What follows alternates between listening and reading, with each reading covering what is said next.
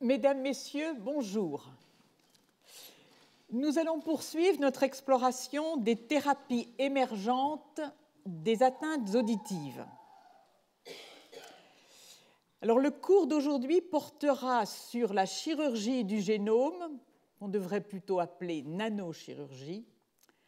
Entre espoir et doute, il sera suivi de la conférence que donnera Anna Magnusson du Karolinska Institute, de l'Institut du Karolinska, et qui portera sur le traitement des rythmes sonores dans le cerveau des mammifères.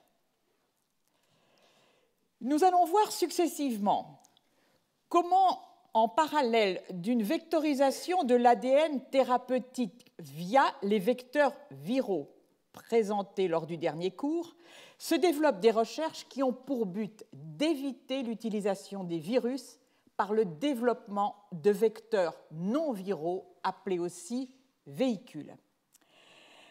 Alors, s'agissant d'une littérature scientifique qui peut prendre l'aspect d'un catalogue, je me limiterai aux notions essentielles. Dans une seconde partie du cours, nous nous intéresserons aux technologies d'édition du génome, c'est-à-dire de modification des séquences génomiques. On peut parler, comme je vous le disais, de nanochirurgie du génome, tout comme on édite un texte en enlevant les coquilles, pour nous les mutations, ou en ajoutant ça et là un mot ou une ponctuation.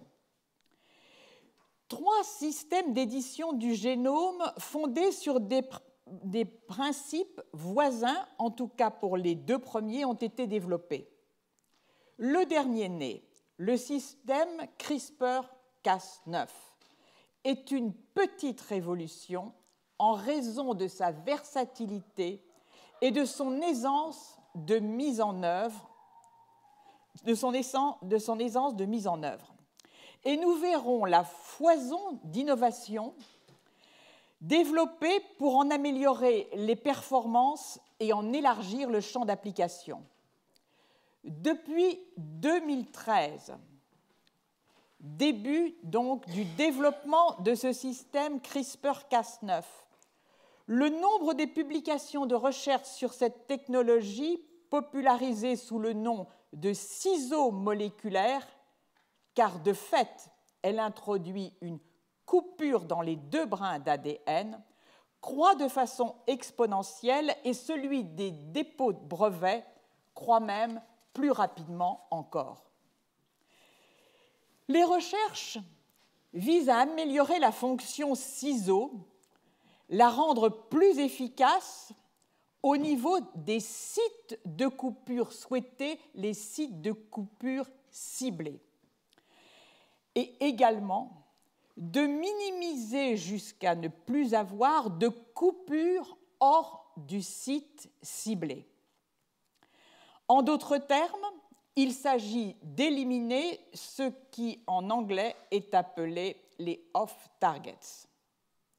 En effet, si l'on veut en faire un outil thérapeutique, il faut impérativement faire en sorte que seul le gène ciblé soit inactivé et aucun autre, et même plus lorsque l'on a affaire à des animaux ou des individus hétérozygotes, faire en sorte que l'allèle qui est non muté et qui a de grandes chances de différer de l'allèle muté par une seule paire de bases, lui, ne soit pas ciblé.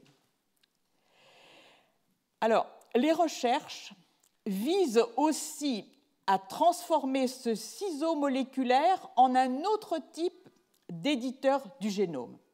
Ainsi, par exemple, en un outil technologique capable de changer in situ une base de l'ADN par une autre, avec toujours la même exigence de spécificité, changer une base qui correspond à une mutation responsable d'une maladie, par exemple, et ne pas changer cette même base à d'autres emplacements. La thérapie génique, nous l'entendons donc ici au sens large, comme englobant la thérapie des gènes eux-mêmes, la thérapie fondée sur les gènes et la thérapie fondée sur les acides nucléiques. Son succès dépend très largement du développement de vecteurs ou de véhicules qui peuvent efficacement acheminer le matériel génétique curatif aux cellules cibles et alors exprimer de façon un taux suffisant de ce système pour obtenir un effet optimal et avec une toxicité minimale ou mieux une absence totale de toxicité. Nous avons vu la semaine passée l'efficacité des vecteurs viraux, mais aussi leurs inconvénients, en particulier leur immunogénicité. Leur immunogénicité qui est telle que, et je fais particulièrement appel en évoquant cette situation à l'adénovirus 5 et aux virus associés à l'adénovirus, les AAV de type 2. Deux problèmes. Une large fraction de la population a déjà développé une immunité, des réactions immunitaires, contre ces vecteurs qui ne pourront donc pas être utilisés en thérapie génique. Autre inconvénient corollaire, si on peut les utiliser en thérapie génique chez les individus qui n'ont pas d'immunisation contre ces vecteurs, eh bien, une fois utilisés en thérapie génique, ils développeront une immunisation. Il n'y aura donc pas possibilité de réintroduire le même vecteur viral. Alors, en ce qui concerne les thérapies géniques qui n'utilisent pas les virus, les données dont on dispose proviennent essentiellement de l'ADN injecté par voie systémique, c'est-à-dire par voie générale. 3 types de séquences d'acides nucléiques sont utilisés. Les plasmides, de forme circulaire, qui se multiplient dans les bactéries, l'ADN nu et les oligonucléotides.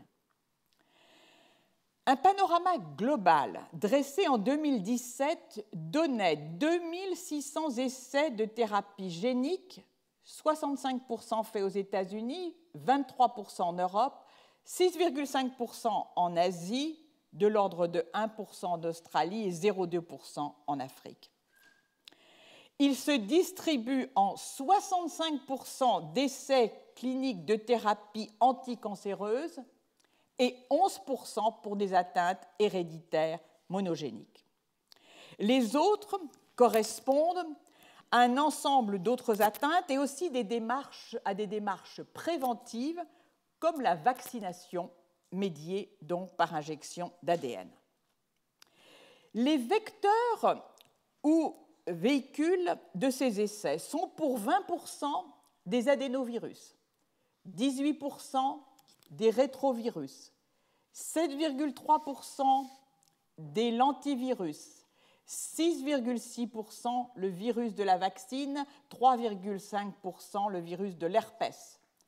Reste 17% d'ADN nu injecté ou d'ADN injecté sous forme de plasmide et également 4,4% dans lesquels l'ADN est injecté associé à des lipides, on parle de lipofection. Alors, pourquoi l'utilisation si fréquente des plasmides? Parce que leur production est peu coûteuse, qu'ils sont stables, qu'ils ne s'intègrent pas dans l'ADN de la cellule hôte ou exceptionnellement, à raison d'une intégration pour 100 000 cellules, évitant donc la mutagénèse insertionnelle, et parce qu'ils ne se multiplient pas dans les cellules eucaryotes. De fait, des efforts importants ont été développés pour en faire des vecteurs de thérapie génique.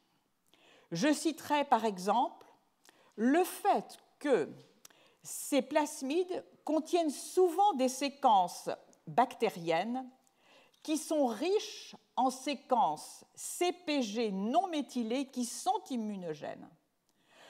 ces plasmides sont bien plus riches en ces séquences que ne le sont les génomes des cellules eucaryotes. Et donc, le système de réponse immunitaire à ces séquences a été étudié. On en connaît parfaitement les mécanismes. L'idée est donc de se débarrasser au plus possible de ces séquences d'origine bactérienne riches en séquences CPG non méthylées. Autre voie d'amélioration, supprimer les résistances aux antibiotiques qui servent à sélectionner les plasmides pour des raisons évidentes. Ces plasmides peuvent passer à l'intérieur du corps d'une bactérie peuvent venir coloniser des bactéries chez un individu qui deviendront alors résistantes aux antibiotiques. Plus on réduit la taille de ces plasmides, plus on facilite leur entrée dans les cellules. Et ceci a mobilisé beaucoup d'efforts qui ont abouti à la genèse de mini-vecteurs. Vous voyez ici les plasmides, les mini-plasmides, débarrassés de leur séquence de résistance aux antibiotiques, et puis nous allons voir les mini-vecteurs. Pour les obtenir donc une séquence minimale, on clone la séquence d'intérêt, ici en rouge, dans un plasmide parental. Par l'action de diverses enzymes, on va aboutir à un plasmide intermédiaire, puis sous l'action d'une topoisomérase 4, à deux types de vecteurs, en quelque sorte, un mini-plasmide et un mini-vecteur. Et ce mini-vecteur, comme il est de toute petite taille, tant que sa taille n'excède pas 1200 paires de bases, on peut l'utiliser sous forme d'aérosol, par exemple, pour des thérapies pulmonaires. Alors, tout matériel, donc le voici ici, avec ses avantages décrits. Alors, le fait que donc c'est un tout petit vecteur, le fait que comme il est super enroulé négativement, il va entrer plus facilement dans les cellules.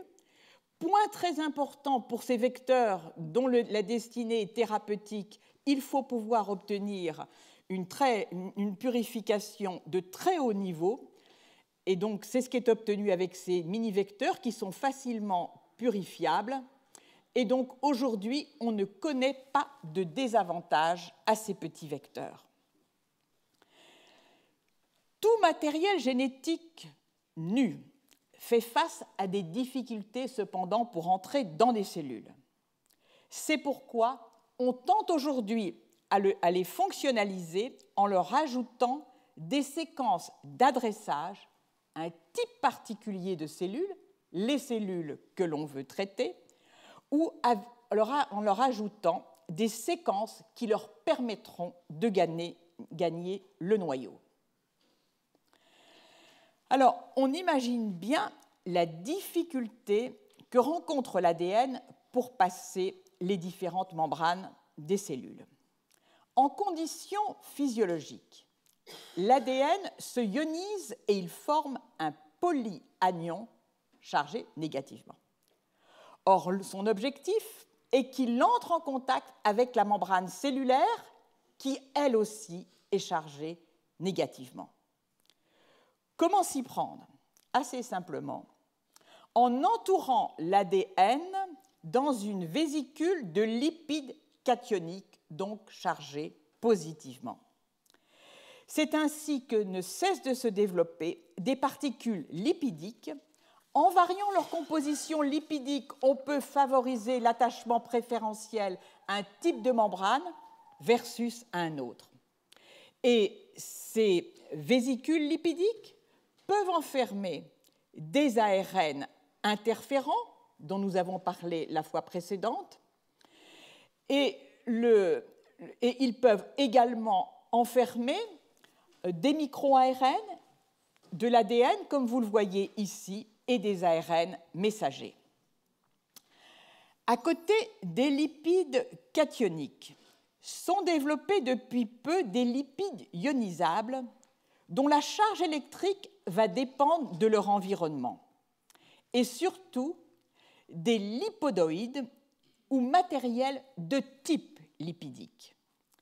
L'intérêt, formés en l'absence de solvants et de catalyseurs, leur utilisation pour transférer en particulier des petits ARN interférents, a reçu l'approbation de l'Agence américaine de régulation d'utilisation des drogues à visée thérapeutique, la FDA.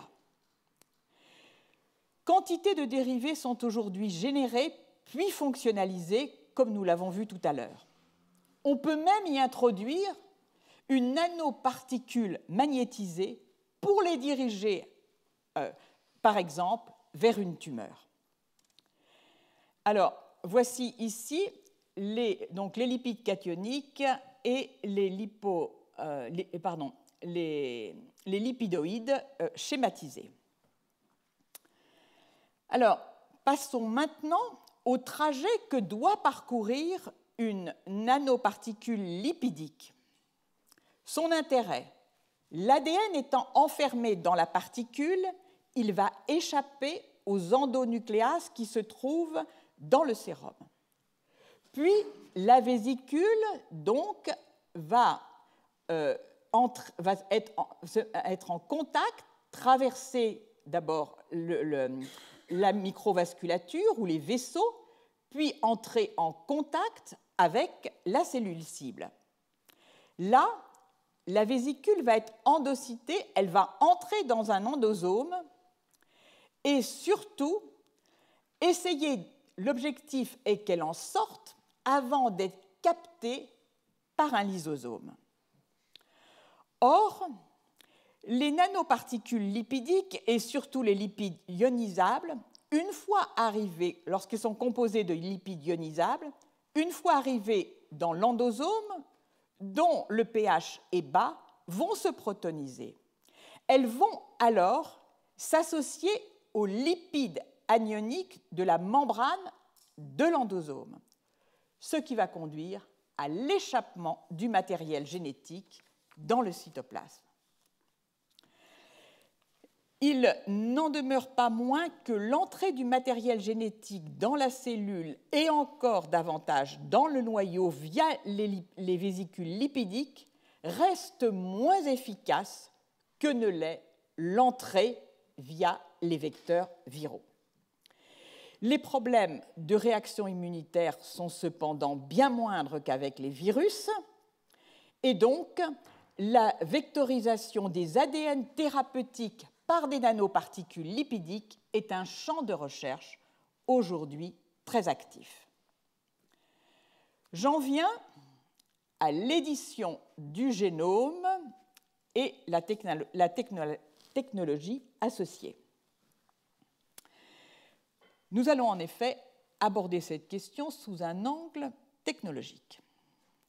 Je ferai cependant, le moment venu, une brève description du cheminement qui a conduit au développement du dernier de ces systèmes, le système CRISPR-Cas9.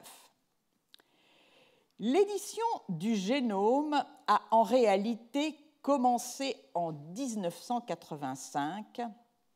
À l'époque, le nom d'édition n'a pas été donné à la démarche, mais qui est pourtant très semblable, avec l'insertion de séquences nucléotidiques dans le locus qui code pour la bêta-globine humaine par recombinaison homologue. 2 ans plus tard, Capecchi montre, et ceci lui a valu le prix Nobel, que l'on peut ainsi créer une mutagénèse ciblée dans des cellules souches embryonnaires de souris dont naîtront des embryons porteurs de la mutation.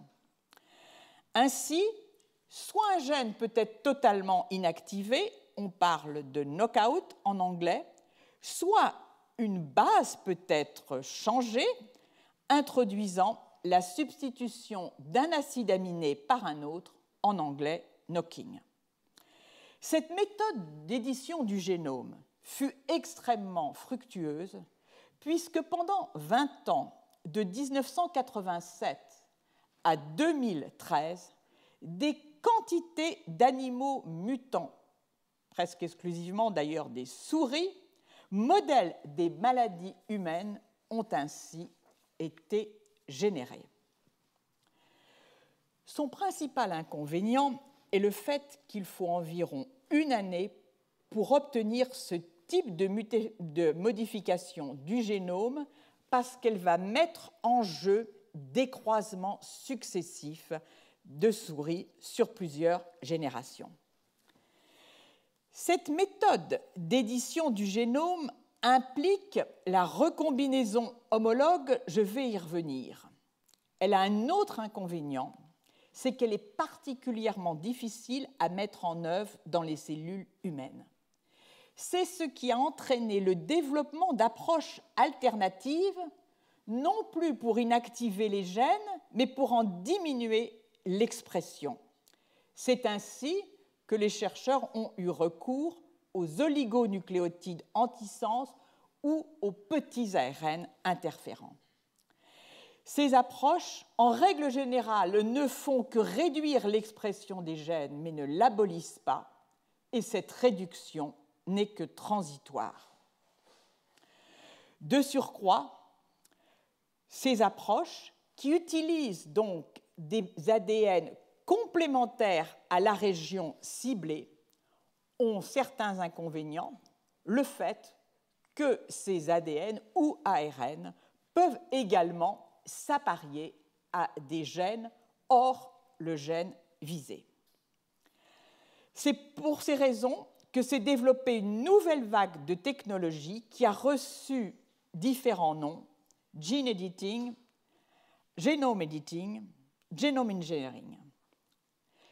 Des outils incroyablement plus puissants sont aujourd'hui fournis aux expérimentateurs qui peuvent modifier le génome de façon extrêmement précise, introduire des mutations, nous le verrons, qui vont remplacer un nucléotide unique, ou au contraire, insérer des séquences dans un gène donné pour l'inactiver, ou même déléter, c'est-à-dire supprimer des régions chromosomiques entières. Ces systèmes sont au nombre de 3. Ils constituent en quelque sorte la boîte à outils de l'édition du génome. Brièvement, leurs avantages et leurs inconvénients. Comme je vous l'ai dit, les principes qui sous-tendent ces technologies sont voisins. Il s'agit, grâce à des séquences qui lient l'ADN, des séquences protéiques ou nucléotidiques, de cibler un point du génome, en un point du génome, une nucléase, c'est-à-dire une enzyme qui va couper les 2 brins d'ADN. Les 3 systèmes sont les suivants. Le système nucléase à doigt de zinc, connu sous l'acronyme ZFN pour Zinc Finger Nucleases. Le système de type TALEN, nucléase qui utilise des effecteurs de type activateur transcriptionnel. Le 3e système, le système le plus récemment découvert, CRISPR, est ainsi nommé parce qu'il repose sur l'existence de courtes séquences palindromiques, c'est-à-dire des séquences qui se lisent de la même façon dans un sens et dans l'autre. Séquences palindromiques qui sont regroupées sur le génome et espacées. Elles sont regroupées, d'où le nom de CRISPR, Regularly Interspaced Short Palindromic Repeats. Et CRISPR-Cas, Cas pour CRISPR Associated System, c'est là que se tient la nucléase du système. Dans les 3 cas, il y a coupure de l'ADN que vous voyez ici, avec ces 2 brins, Les liaisons, ici, donc ce brin et l'autre brin, les liaisons hydrogènes qui établissent des ponts entre les bases, l'acide désoxyribonucléique de chaque côté et le phosphate lié à l'acide ribonucléique. Et vous voyez ici l'organisation des phosphates en bleu, des sucres et des bases en marron en interne. Alors, passons au premier système, donc le système à doigt de zinc. Alors, il faut savoir que ce système ZFN est en réalité une protéine qui n'existe pas dans la nature, c'est ce que l'on appelle une protéine fusion, on peut dire une protéine chimère. Ces nucléases de type ZFN sont en fait constituées de deux parties. Une partie d'origine bactérienne et l'autre d'origine eucaryotique. La partie eucaryotique est faite d'une série de domaines dits en doigt de zinc. Le doigt de zinc est une séquence de 20 à 30 acides amylés qui lient, comme son nom l'indique, un atome de zinc, soit une cystéine, soit une histidine. On le trouve dans les protéines de même nom qui sont souvent impliquées dans la régulation transcriptionnelle en se liant à l'ADN. Chaque doigt de zinc reconnaît 3 ou 4 bases sur l'ADN. C'est la raison pour laquelle ces doigts de zinc ont suscité un intérêt tout particulier comme possible outil d'édition de l'ADN. Des doigts de zinc ont été progressivement développés qui reconnaissent 3 à 4 bases de façon spécifique. En les assemblant, on obtient un ensemble de doigts de zinc qui va se lier à une séquence sur l'ADN de façon spécifique allant jusqu'à 18 bases. L'autre partie, donc ici, cet ensemble de doigts de zinc, voilà, ZFN. L'autre partie, c'est donc la partie prokaryote qui était associée. L'autre partie, donc, a la fonction endonucléase, c'est-à-dire c'est elle qui va cliver l'ADN. Elle dérive d'une bactérie, d'une flavobactérie. Il s'agit du domaine de clivage de l'ADN d'une enzyme de restriction nommée FOC1. Ces nucléases à doigts de zinc sont conçues, comme vous le voyez ici, pour former une paire. Un des éléments de la paire se lie d'un côté du site que l'on veut cliver et l'autre élément se lie de l'autre côté.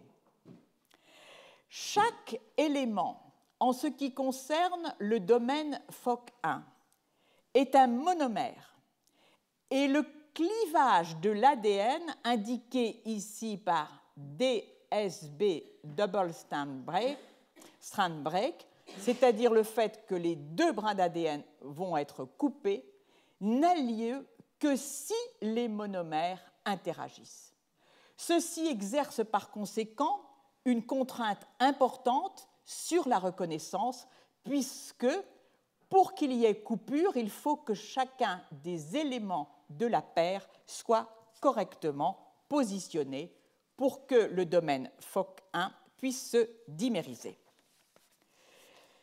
Cette coupure va ensuite être réparée par le système de réparation de la cellule. Voici ici l'ADN avec sa coupure, ses deux brins et la coupure double brin. Il existe deux grands systèmes de réparation de l'ADN. Le premier ne fait intervenir aucune homologie et aucune homologie. Les extrémités libérées par la coupure vont être en quelque sorte raboutées, elles vont être jointes et liées les unes aux autres.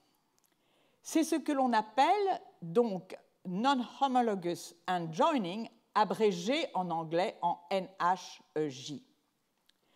S'agissant d'une réparation bout à bout, lorsqu'elle s'effectue, c'est l'occasion pour du matériel génétique de s'insérer, matériel quelconque, ou bien, au contraire, les deux extrémités vont pouvoir être dégradées et ensuite de ça, raboutées. De sorte que, tantôt, il va y avoir des insertions à ce site, tantôt des délétions, ce qui introduit des mutations. Le deuxième système de réparation, ici à gauche, est un système très différent qui, lui, est fondé sur l'homologie des séquences. Il met en jeu les systèmes de recombinaison homologue. Il est abrégé en HDR pour Homologous Directed Recombination. Il ne survient que durant certaines phases seulement du cycle cellulaire. Il n'est pas disponible tout le long du cycle cellulaire. Il survient durant la fin de la phase de réplication de l'ADN et la phase G2 qui précède la mitose. C'est ainsi que, après réplication donc, de l'ADN, on a deux chromatides sœurs et l'une peut réparer l'autre. C'est ce système qui est utilisé depuis longtemps pour introduire des mutations fines dans un endroit quelconque du génome. Vous avez donc la coupure double brin sur l'ADN que l'on veut modifier.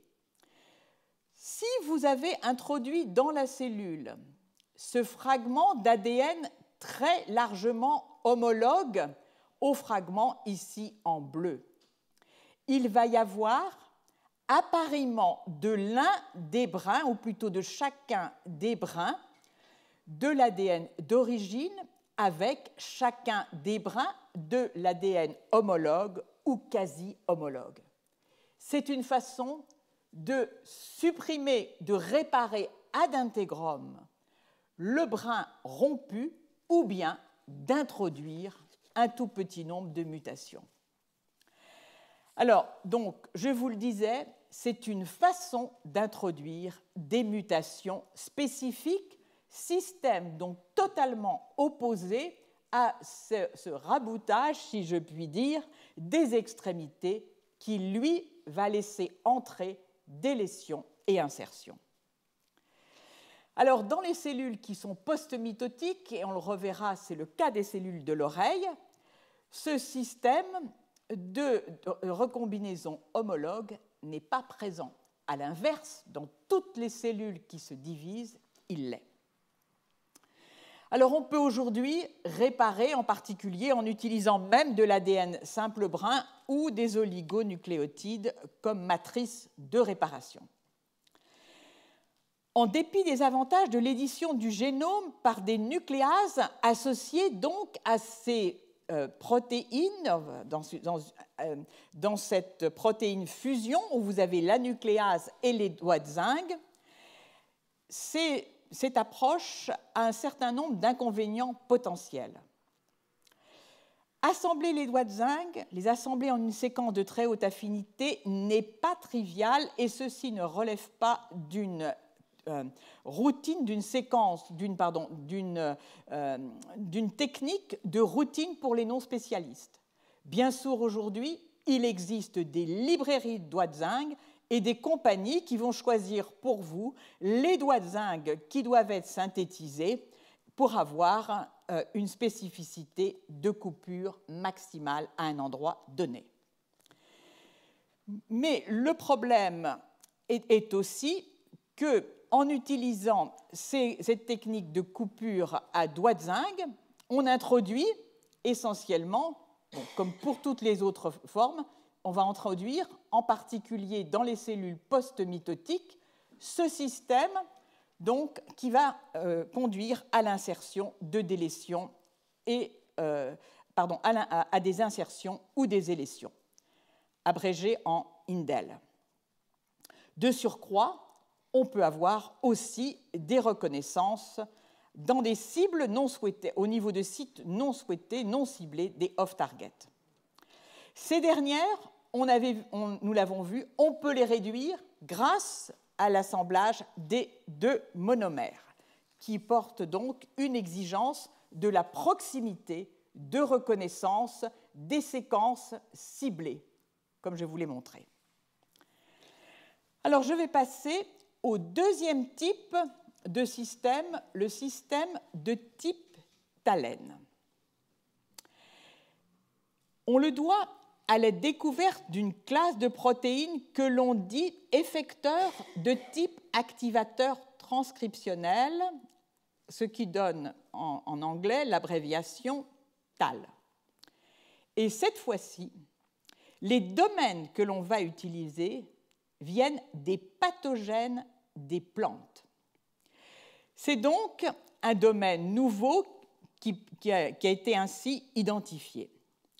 Domaine qui existe à l'état naturel, qui est composé de 33 à 35 acides aminés et qui comporte 2 acides aminés adjacents qui vont conférer une spécificité de reconnaissance à l'une des 4 bases. Il y a donc dans ce système une véritable correspondance entre le domaine protéique utilisé et la base ciblée. C'est un véritable code nucléotidique qui existe. Pour ces TAL, on va les transformer en thalène, c'est-à-dire on va associer le N, marque la présence d'un domaine de type nucléase. C'est exactement le même schéma que précédemment. Reconnaissance par cette protéine de fusion qui comporte un ensemble de répétitions qui peuvent en réalité se lier jusqu'à 32 bases. Donc, c'est thalène et association de ce domaine nucléase sous forme de monomère. Alors, les thalènes sont plus faciles à mettre en œuvre que les molécules que nous avons vues tout à l'heure à doigt de zinc. Un autre avantage potentiel des thalènes par rapport aux ZFN, c'est que, comme je vous le disais, on peut cibler de très longues séquences. Cependant, il faut faire attention, ce n'est pas en allongeant les séquences que l'on gagne le plus souvent en spécificité. Autre désavantage des thalènes, les thalènes sont en réalité codés par des fragments d'ADN de plusieurs kilobases, contrairement aux ZFN, qui sont codés simplement sous la forme de séquences d'1 kilobase, et par conséquent, ils vont être plus difficilement insérables dans les vecteurs de thérapie que l'on préfère aujourd'hui, les AAV. J'en viens au dernier système, le système CRISPR-Cas9. Ce n'est pas un système de protéines de fusion. C'est un système naturel qui fait intervenir de courts ARN et bien sûr encore une endonucléase, l'endonucléase Cas. C'est donc un système ribonucléoprotéique. C'est le système qui a été découvert à travers les efforts faits pour comprendre l'immunité adaptative de la bactérie. Je m'explique. La bactérie, lorsqu'elle est infectée une première fois par un de ces virus, un bactériophage, va utiliser un système pour se défendre contre une réinfection par ce même bactériophage. Ce système est d'un type entièrement nouveau. Les bactéries passent leur temps à collecter des séquences venant de leur virus sous la forme de proto-espaceurs qui vont se situer à côté de séquences répétées, les fameuses séquences palindromiques. Elles les incorporent dans leur génome et elles vont les exprimer sous forme de petits ARN.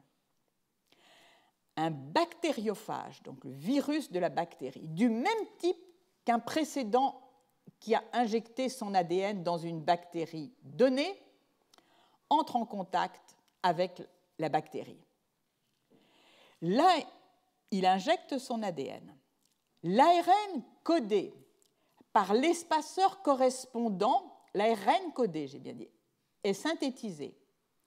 Il va s'hybrider avec l'ADN du bactériophage et il va recruter l'endonucléase Cas9 pour le dégrader. Il existe plusieurs systèmes CRISPR-Cas. Le type 2 est de loin le plus simple. En réalité, il requiert deux ARN, un ARN qui va reconnaître les séquences spécifiques sur l'ADN, les séquences interespaces, et un autre qui va transactiver la protéine Cas. Durant l'année 2012, alors ici vous voyez le cheminement des différentes étapes. Comme toutes les découvertes en biologie, elles ne partent jamais de rien, elles s'inscrivent dans un continuum d'observation, voire de découverte. Alors c'est d'abord en 1987 la découverte de ces séquences répétées dans le génome d'Escherichia coli. Puis l'on doit à plusieurs groupes, dont le groupe de Christine Pourcel, qui travaillait à l'Institut Pasteur, d'avoir compris qu'il s'agissait vraisemblablement que ces séquences répétées étaient sans doute issues des bactériophages et correspondaient sans doute à d'anciennes attaques par ces virus. Puis a été mis en évidence le fait qu'il s'agit d'un système de défense immunitaire bactérien, et 2012 marque un véritable tournant. Emmanuel Charpentier et Jennifer Doudna vont proposer que ce système de défense immunitaire des bactéries puisse être utilisé pour éditer le génome de n'importe quel type de cellules vivantes, qu'il s'agisse des végétaux ou des animaux, ou d'autres eucaryotes. Alors, ensuite de ça, l'année suivante, le système, son efficacité est démontrée dans des cellules de mammifères. L'année suivante seulement, naît une première souris dont le génome est modifié par cette technique. Puis, on met en évidence le fait que ce système peut fonctionner sur des embryons humains. Il s'agit d'embryons à un stade très précoce, non viables.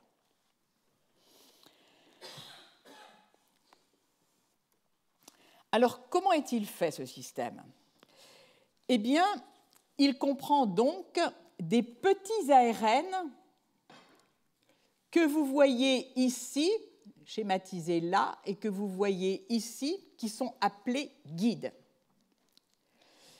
L'astuce développée par Emmanuel Charpentier et Jennifer Doudna a consisté à transformer le système bactérien qui était composé de deux petits ARN dont les reconnaissances étaient différentes mais essentielles au système, à les fusionner en un ARN de courte taille unique. Donc c'est un ARN chimérique.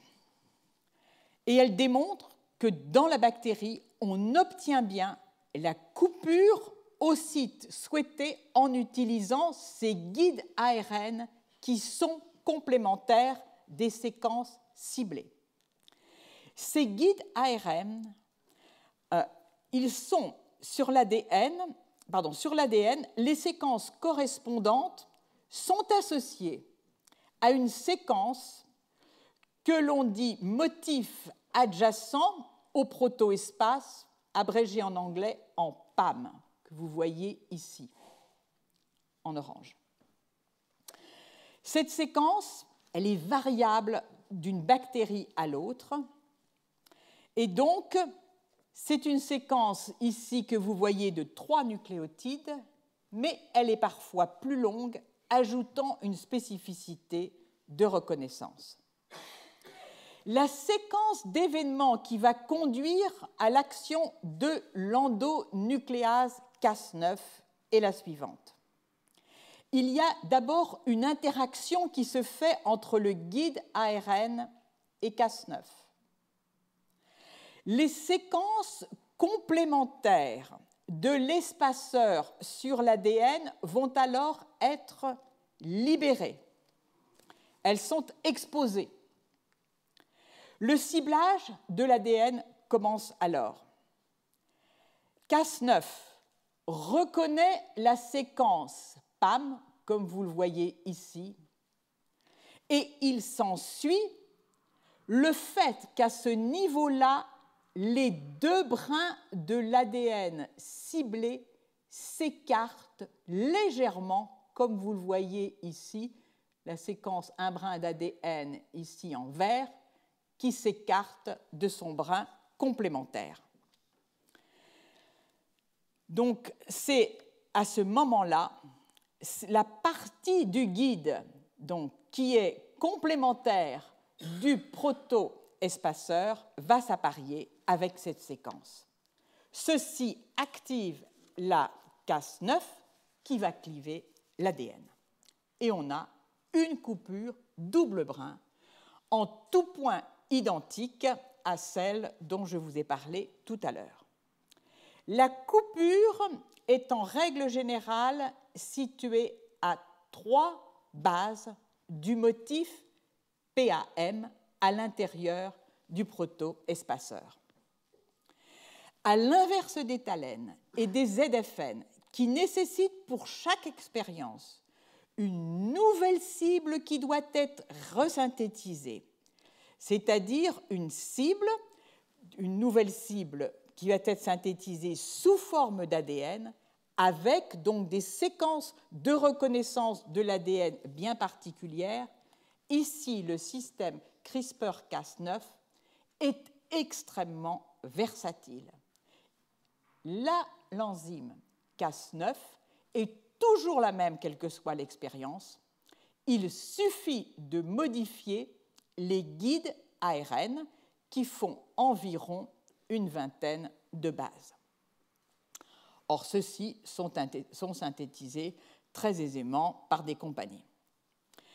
C'est cet avantage absolument majeur par rapport aux 2 autres systèmes que présente donc le système CRISPR-Cas qui explique pour son utilisation très large.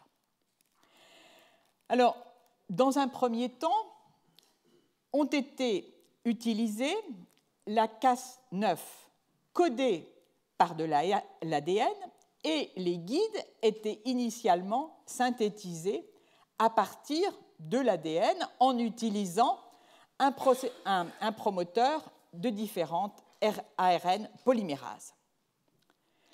Inconvénient du système, s'il en a un, c'est le fait que la Cas9, en tout cas la première qui a été utilisée, est codée par un ADN de 4,2 kilobases, auquel il faut ajouter les promoteurs pour les guides, la séquence de polyadénylation et les guides eux-mêmes qui font chacun une centaine de nucléotides.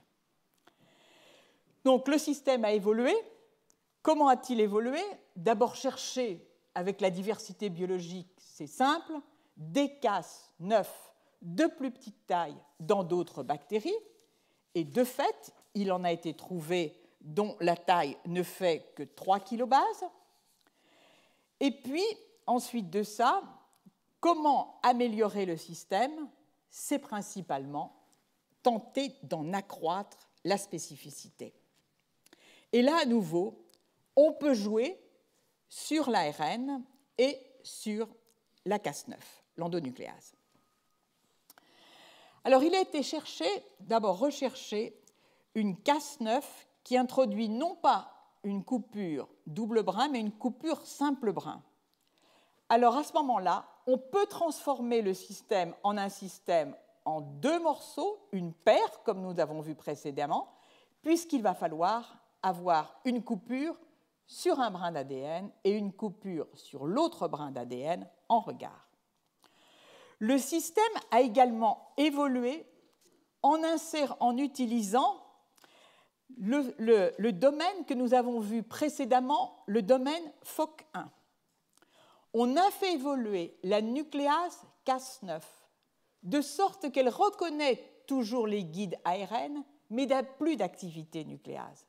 Mais on l'a couplée au domaine que nous avons vu précédemment dans les systèmes TALEN et dans les systèmes ZFN, le domaine FOC1. Et là, à nouveau, exigence d'appariement de part et d'autre pour obtenir une coupure double brin. Alors, on peut dire que cette technique, je vais passer rapidement, mais a véritablement révolutionné la biologie. Révolutionner la biologie, pourquoi? Parce qu'elle a de multiples utilisations, rapide possibilité de modifier tout génome de n'importe quel organisme, puisqu'il n'y a plus l'exigence d'avoir une lignée embryonnaire stable, pluripotente au départ. Modifier parce que l'on peut, par exemple, j'en donnerai juste un exemple, on est capable de travailler ainsi de bonne façon avec les cellules souches pluripotentes, dites induced pluripotential stem cells, qui dérivent des patients. Elles portent le plus souvent une mutation. Si l'on compare les profils d'expression pour une même mutation à partir de cellules pluripotentes d'iPS cells obtenues de divers patients, les profils d'expression sont relativement divers. Ils le sont des fois davantage entre eux ils sont davantage différents entre eux qu'avec les iPS cells provenant d'un patient qui ne présente pas l'atteinte que présentent les autres. En conséquence, la bonne façon de procéder avec les iPS cells, quelle est-elle? Elle est de comparer le profil d'expression de ces iPS cells qui peuvent être différenciés in vitro dans un grand nombre de types cellulaires, y inclut celui qui vous intéresse. La bonne façon de procéder est de comparer les profils d'expression des gènes des iPS cells, différenciés ou non selon ce qui vous intéresse, d'un même patient et avec le profil d'expression de ces iPS cells après réparation de la mutation. Il y aurait ici des quantités d'exemples qui pourraient être donnés. Alors, je vais passer maintenant à la thérapie génique et à la thérapie génique dans l'oreille. Auparavant, j'aimerais exposer une tentative de thérapie génique utilisant le système CRISPR-Cas9 qui consiste à faire évoluer la technique d'édition du génome dont je vous ai parlé, technique qui ne fait que de créer des cassures double brin en quelque sorte. C'est le travail publié en novembre 2017 par le groupe de David Liu de Harvard. La plupart des mutations chez l'homme sont des mutations qui sont dues à la désamination des cytosines en thymine. Ces mutations ponctuelles représentent environ 50% des mutations. Par conséquent, ce que l'on souhaiterait, c'est avoir le moyen de réverser cette thymine en cytosine. Alors, un système a été développé par ce groupe qui met à profit le système CRISPR-Cas9 que nous venons de voir. Il passe par le produit suivant. Si une adénosine est désaminée, elle va se transformer en une inosine. Une inosine qui, lorsque il va y avoir réplication de ce brin qui porte l'inosine, va être lue comme une guanine et va donc intégrer une cytosine à la place. Alors, le système consiste en le montage suivant. On va utiliser l'enzyme CRISPR-Cas que nous avons vu à maintes reprises, mais non dans sa forme normale, mais avec la perte de son activité catalytique, de son activité de coupure double brin. Mais on va garder son aptitude à reconnaître les guides ARN. Cette enzyme est toujours dirigée vers la séquence cible de l'ARN grâce au guide. Vous voyez ici en vert. Il s'ensuit, après l'interaction avec Cas, ce que nous avons vu tout à l'heure, c'est-à-dire la séparation des doubles brins d'ADN sur une courte séquence qui correspond au guide. Et là, parce que la protéine Cas a été couplée à un petit domaine protéique, c'est à nouveau une protéine fusion, un petit domaine protéique qui a une fonction désaminase, eh bien, on va obtenir la transformation de cette adénine en inosine. C'est ce que vous voyez ici, donc sur le brin complémentaire. Initialement, on avait GC, et maintenant, on a TI. Puis, intervient un mécanisme de réparation que l'on dit mécanisme de réparation des mésapariements qui va faire en sorte que, lu comme...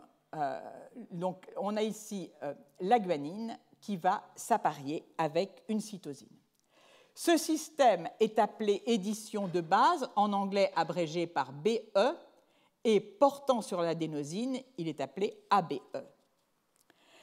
Donc la version que je viens de vous présenter est assez simplifiée, mais il faut savoir que l'on peut finalement, dans ces enzymes, l'enzyme Cas comme beaucoup d'autres, qui possèdent différents domaines, on peut les séparer les uns des autres, garder un type de fonction, perdre une autre fonction, ajouter un domaine qui a une nouvelle fonction. Alors, pour finir, retournons à notre objectif, le traitement de la surdité. Et c'est à nouveau, par bien sûr, l'objet du cours aujourd'hui, les techniques d'édition de l'ADN. Ici est utilisée la technologie CRISPR-Cas9 pour traiter un modèle de souris d'une surdité dominante chez l'homme.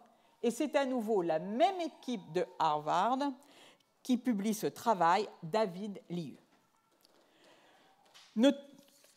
Alors, ce qu'il va changer, qui a déjà été testé, mais il va établir en fait un véritable gain associé à cette transformation, c'est de cesser de faire coder la Cas9 par l'ADN, mais d'utiliser la protéine en tant que telle.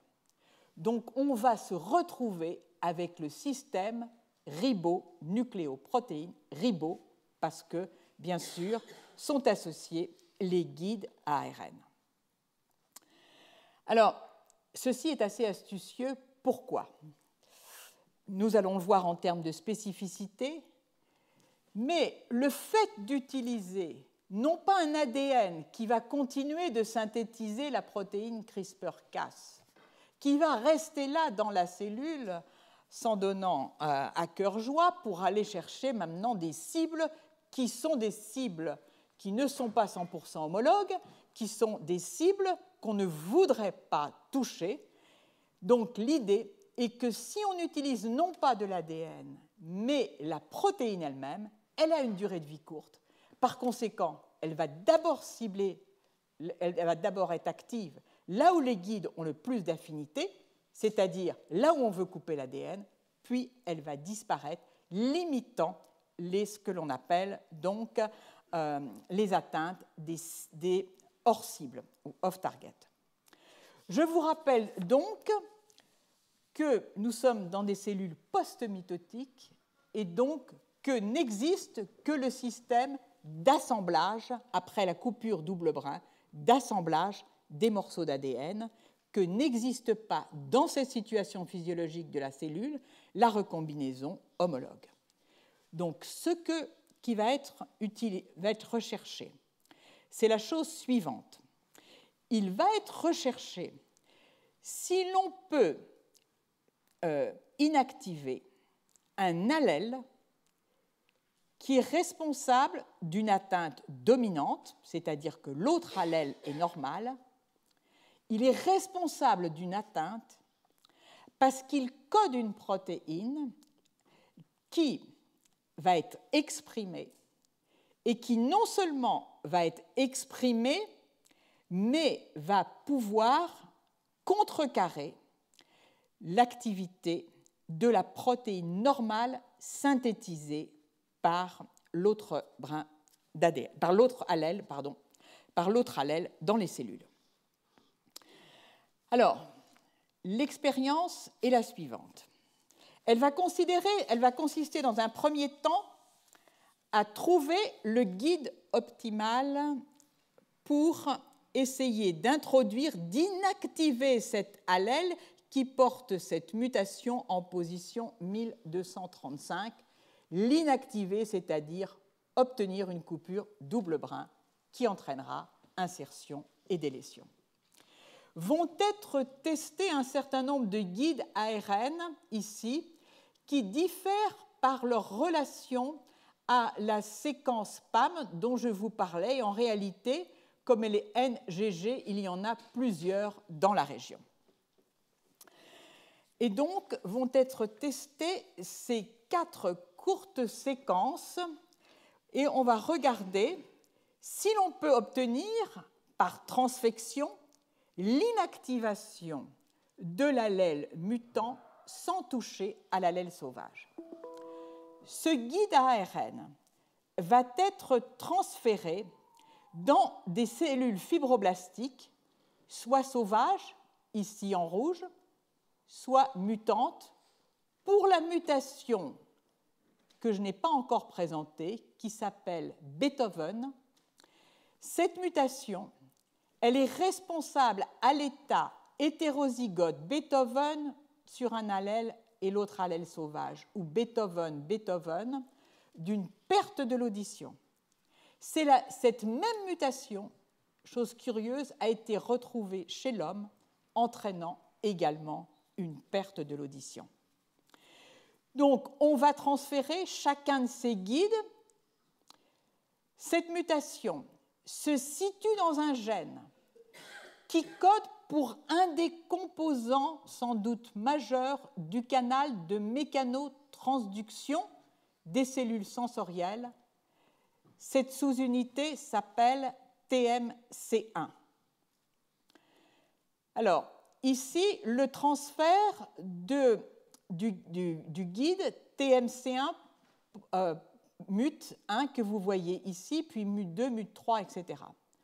On voit en ordonnée le pourcentage des insertions-délétions observées. On voit que ce sont les guides TMC1 MUT3 qui conduisent un minimum d'insertion au niveau des fibroblastes sauvages et un maximum au niveau des fibroblastes mutés. C'est donc lui avec lequel l'étude se poursuit. L'idée est donc de transférer protéines et guides en même temps. Pour le faire de façon efficace, il va falloir transférer ce complexe enveloppés dans une vésicule lipidique. 17 lipides sont testés et celui qui s'avère le plus efficace est la lipofectamine 200. Alors la question majeure de ce type d'approche, c'est qu'en est-il des ciblages hors cible?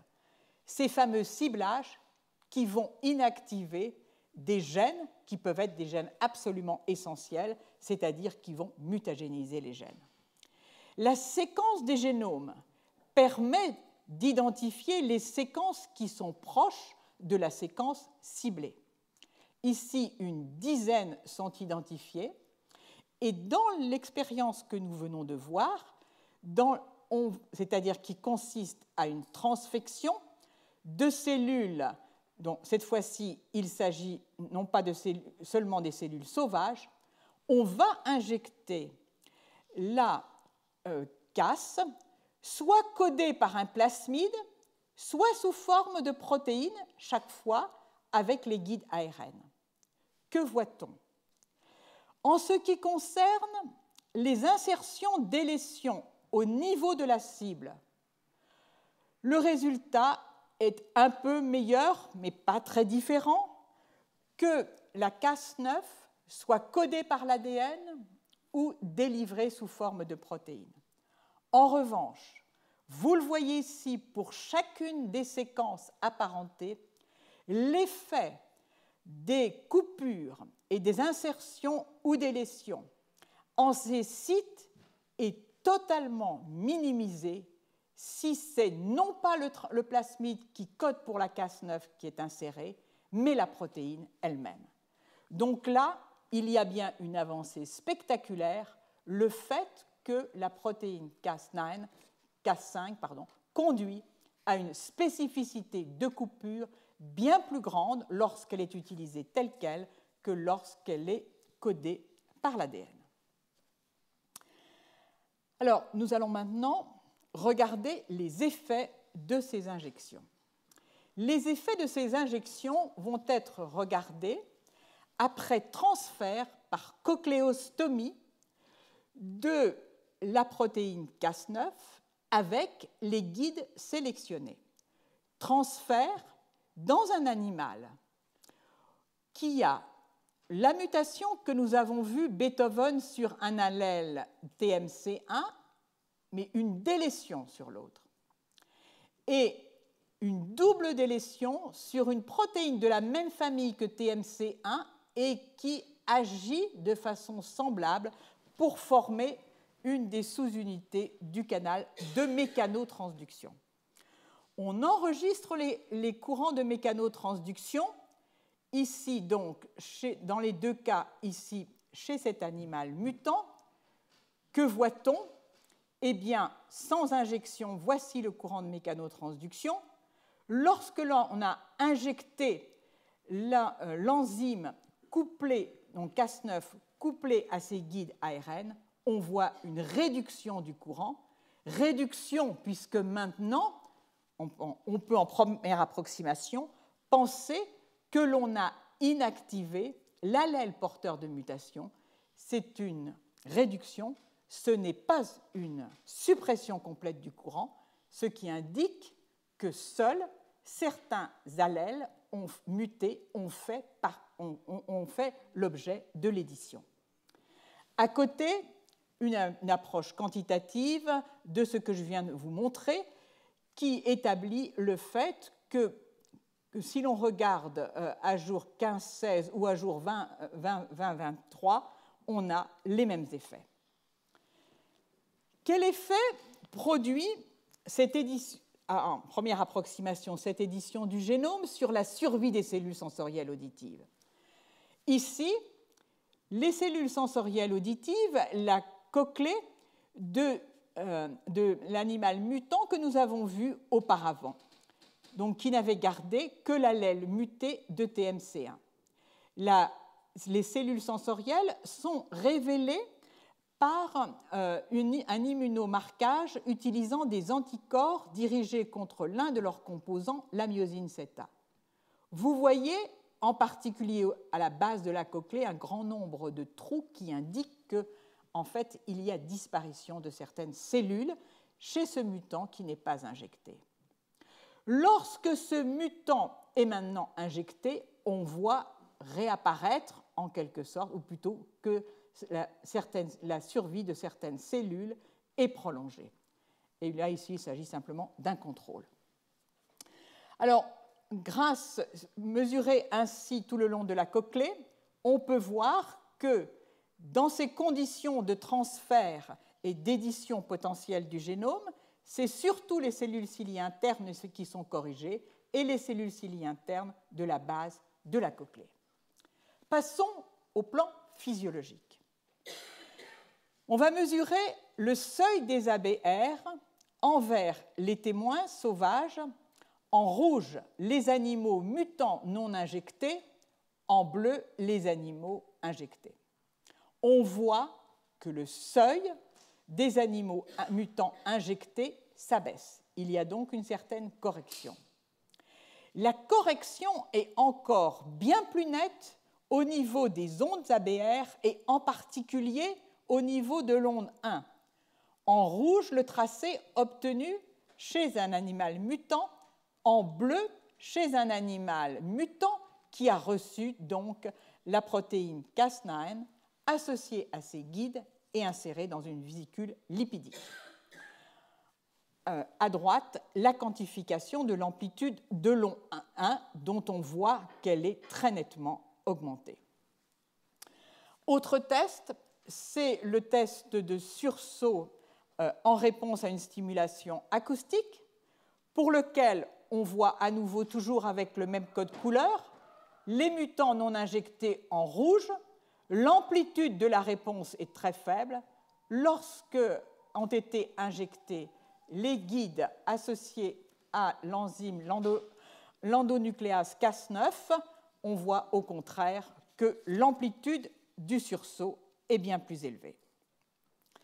Alors, il a été possible de montrer, non pas dans le même système, mais dans un autre système, que ce type d'édition du génome, jusqu'à présent on parle d'édition sans l'avoir montré, mais il y a correction au niveau de la survie, correction au niveau électrophysiologique, peut être obtenue lorsque guides et enzymes Cas9 sont injectés dans les mêmes conditions, mais à un stade adulte. Donc, tous ces résultats invitent à penser que l'on a bien eu affaire à une édition du génome. Il faut en apporter la preuve. Ici, vous voyez 4 organes sensoriels, auditifs, les organes de Corti, d'animaux mutants hétérozygotes pour la mutation Beethoven. On va passer au séquençage génomique. Alors, donc, on va passer au séquençage génomique et que va-t-on voir? On va pouvoir repérer environ 11 000 séquences qui ont été éditées. Mais on ne va pouvoir attribuer l'édition à l'allèle sauvage versus mutant, qui ne diffère que par une base, que dans la moitié des cas. Or, on s'aperçoit que parmi les séquences identifiées, il y en a 15 fois plus qui consistent en une édition de l'allèle muté qui devient inactivé que de l'allèle sauvage, tout pareillement d'ailleurs inactivé. Alors, si on s'intéresse cette fois-ci non plus à l'allèle sauvage, mais à des séquences hors de la cible, plus différentes. Là, excellente surprise à nouveau, il n'y a pas une autre séquence qui soit éditée.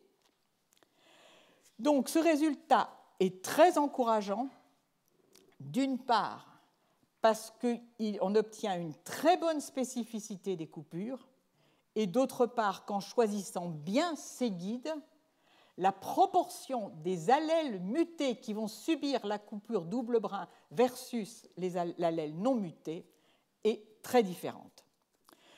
Donc au total, on est dans un système quelque part idéal.